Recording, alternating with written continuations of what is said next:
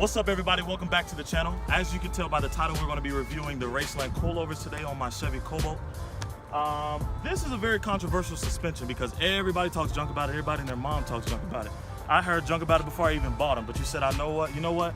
I'm going to try them out first and see how they are. So I'm going to be hitting 5 major points today. So it's going to be affordability and price, quality, ride quality, and how low it drops your car. And I think that's all of them. Is that all of them? I think that's all of them. So firsthand, price and affordability. So I think I paid about $415 for these out the door.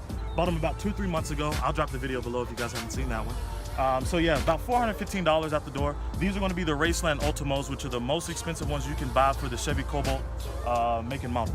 So they're going to drop anywhere between 2 and 4. They also have the standard Racelands that drop anywhere between 1 to 3 inches, and I think they're like 330 bucks or something like that. I don't know. But yeah. So 400 bucks, not terrible. Shipped, man, 2-3 business days maybe. Customer service is pretty good because I ran into some issues when I placed the order, so pretty good. Second point, which was what? I'm drawing a blank. Ride height, I guess we'll go with that one next. So once again, these drop 2 to 4 inches. They're completely maxed out. They're maxed in the front. They're even maxed in the rear.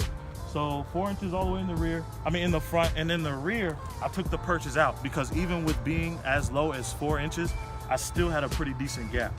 And I'm a stancy, so I like that nice fitment. It does rub, the fenders are rolled, they do need to be re-rolled, but I popped out the perch, which probably gave me another inch or so in the rear. So technically 4 inches in the front and 5 in the rear. But that's just personal preference. Now, let's see, what's next? What I say? Ride quality, I guess we'll hit that. So leads basically right back into what I was saying about removing the perches from the rear.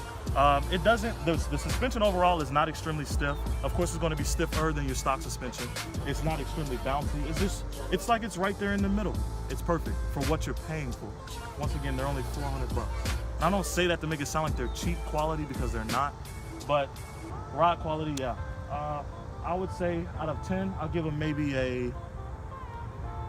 I'll give them a 10 on a nice road. No, I'll give them a 9 on a nice road and about a 7 on a really, really crappy road, like North Tryon Street. Only people in Charlotte know how bad that road is. But yeah, overall raw quality, I'll give it 2 thumbs up. So what's my next point? What I say? Installation. That was one of the points. So installation was pretty easy. I went to Josh's shop. We threw them on. We had power tools. So it took us about 2.5 hours, maybe 3. Only reason being because we snapped one of the bolts on our upper strut mount. So it took some time to go pick those up and replace them.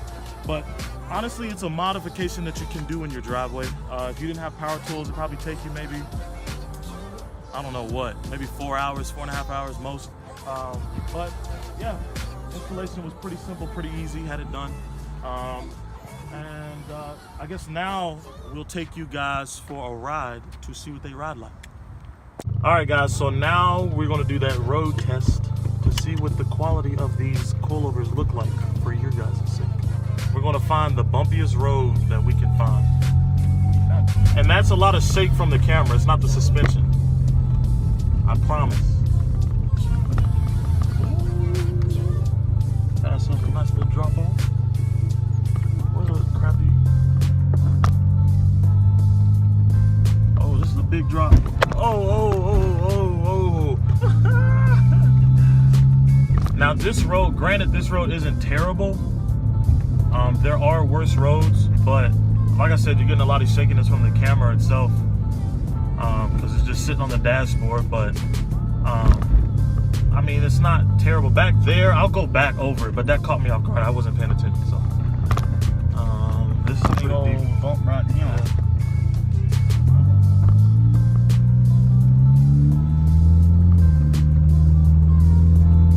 That camera, I'm telling you, that's not the suspension, guys. It's just the camera on the dash. I promise.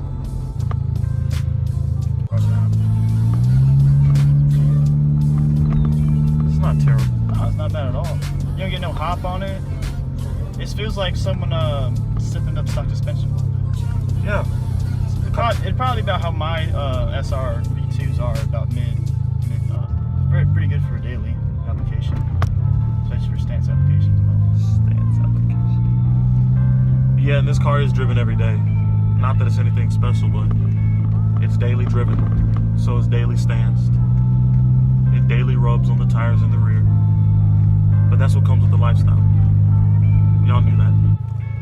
All right, so that's the huge. It doesn't look that big on camera, but let's go ahead and take it. It's not terrible. Not buying. Let's go ahead and get up in here. No scrapey, unfortunate. What is that? So I know that was a little short ride around. This is pretty crap right here too, but I hope that shows you guys the quality of the ride. I hope that shows you guys a pretty decent representation of the ride quality. We didn't go too far, but there was a couple of decent bumps and lumps and bumps. I can say this right now, from a third-party point of view perspective, because this is my car. It seems a very good coilover set for a daily application, and for economy size, I have a damping and heightening, and this is just a height, and it seems pretty good. It's not bumpy, it's not lumpy, and it's pretty smooth for the most part. A little stiffer, obviously, than your stock suspension, but it isn't going to give you much noises, no creaks, no shudders. It seems to do its job pretty good for $400, and I'd give it 2 thumbs up. The best. And contrary to what y'all believe, I didn't pay Bonnie to just say that. He just said it out of his own will. He's been in the car a couple times, but yeah. So the last point I want to make would be recommendation. Would I recommend these to someone who's just starting in the car scene? And the answer is yes. It's for what you're paying. I mean, to me, it's perfect. Like I said, over 2,000 miles on the coils now. I haven't had any major issues whatsoever. Ride quality, as you heard Bondi say, and that was on his own free will. You heard him say the ride quality is not bad. Car is driven every day. But yeah, so I would recommend it to anyone who is looking into the Racelands. Go ahead and get them.